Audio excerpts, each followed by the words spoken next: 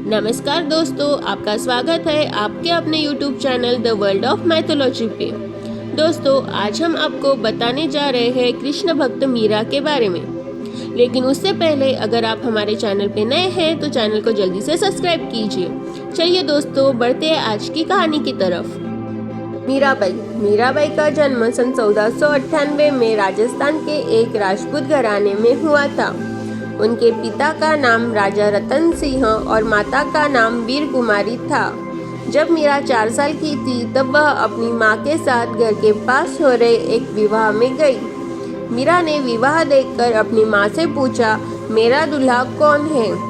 मीरा के इस सवाल पर उनकी माँ ने मुस्कुराते हुए भगवान श्री कृष्ण की मूर्ति की तरफ इशारा करते हुए कहा कि भगवान श्री कृष्ण तुम्हारे वर है। इसके बाद ही मीरा भगवान श्री कृष्ण को अपना वर मानकर उनके प्रेम में विलीन हो गई। कुछ समय बाद ही मीरा की माँ का निधन हो गया। जब मीरा बड़ी हुई तो उनके मन में ये विश्वास था कि भगवान श्री कृष्ण उनसे विवाह करने आएंगे। लेकिन मीरा की शादी मेवाड़ के महाराणा सांगा के पुत्र राणा सांगा से हुई। मीरा ये शादी नहीं करना चाहती थी, लेकिन परिवार के जोर देने पर उन्होंने शादी कर ली। विदाई के समय मीरा अपने साथ भगवान श्री कृष्ण की मूर्ति ले गई। शादी के बाद मीरा ससुराल के कामकाज पूरे होने के बाद रोजाना भगवान श्री कृष्ण के मंदिर जाया करती। मंदिर जाकर वह भगवान श्री कृष्ण की मूर्ति की पूजा करती, उनके लिए मधुर आवाज में भजन गाती और नृत्य करती। मीरा की कृष्ण भक्ति उनके ससुराल वालों को नहीं भाती थी। उनकी सास ने उन्हें माँ दुर्गा की पूजा करने के लिए जोर दिया, क्योंकि मीरा के ससुराल वालों को दुर्गा माँ पर बड़ा विश्वास था। वो माँ दुर्गा की पूजा करते थे। मीरा ने ससुराल वालों को साफ कर दिया कि मैं पहले ही अपना जीवन भगवान श्री कृष्ण के नाम कर चुकी हूँ। इसके बाद मीराबाई की ननद ने उन्हें बदनाम करने की कोशिश की। उदाबाई ने अपने भाई राणा से कहा कि मीरा का किसी के साथ प्रेम संबंध है, मैंने उन दोनों को साथ देखा है। यह सुनकर राणा बहुत क्रोधित हुए। आधी रात वह अपनी बहन उदाबाई के साथ मंदिर जा पहुँचे। मंदिर पहुंचकर उन्हें मीरा भगवान श्री कृष्ण की मूर्ति के साथ अकेले ही बात करते दिखी। ये देखने के बाद राजा राणा सिंह ने चिल्लाते हुए मीरा को कहा कि मीरा, तुम अपने जिस प्रेमी के साथ बात कर रही हो उसे मेरे सामने लेकर आओ। मीरा ने भगवान श्री कृष्ण की मूर्ति की तरफ इशारा करते हुए कहा कि ये मेरे स्वामी हैं, इनसे मेरा विवाह हो गया है। यह सुनकर राजा राणा सिंह का दिल टूट गया। फिर भी राजा राणा ने पूरे मन से अपना पति धर्म निभाया और अपनी आखिरी सांस तक मीरा का साथ निभाया। मीरा के देवर विक्रमादित्य को चित्तौड़ का नया राजा बनाया गया। राजा विक्रमादित्य को मीरा की कृष्ण भक्ति कतई पसंद नहीं थी। उन्होंने मीरा को मारने के लिए फूलों की टोकरी भेजी, जिसमें जहरीला सांप था। मीरा ने जब वह टोकरी खोली तो उन्हें उसमें भगवान श्री कृष्ण की मूर्ति फूलों के हारों से लिपटी हुई दिखाई दी। इसके अलावा विक्रमादित्य ने मीरा को जहरीला प्रसाद सेवन करने को दिया। मीरा जानती थी कि उस प्रसाद में जहर है, फिर भी उन्होंने वो ग्रहण किया, क्योंकि उन्हें विश्वास था कि भगवान श्री कृष्ण उन्हें जहर से बचा लेंगे।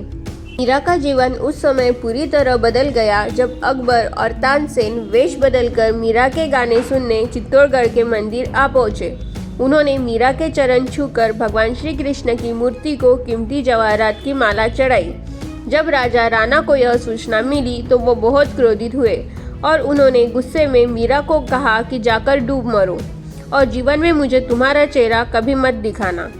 तुम्हारी वजह से मेरी और मेरे परिवार की बहुत बदनामी हुई है।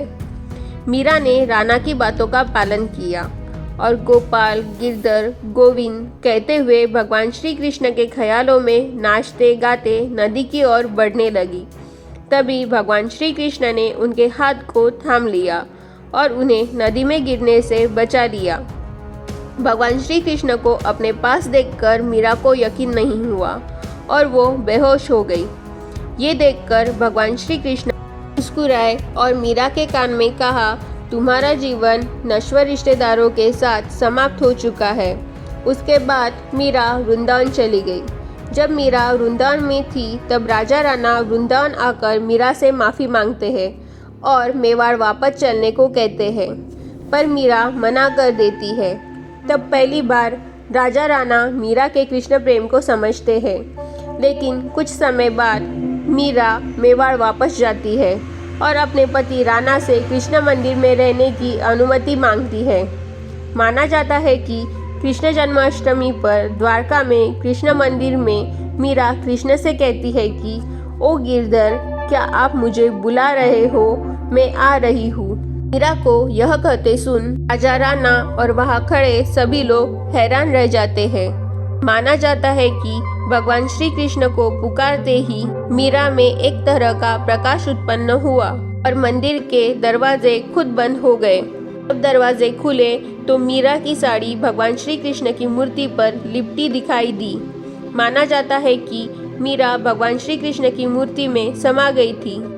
दोस्तों, अगर आपको हमारा यह वीडियो अच्छा लगा हो तो please like, subscribe, comment and share with your family and friends. Thank you friends.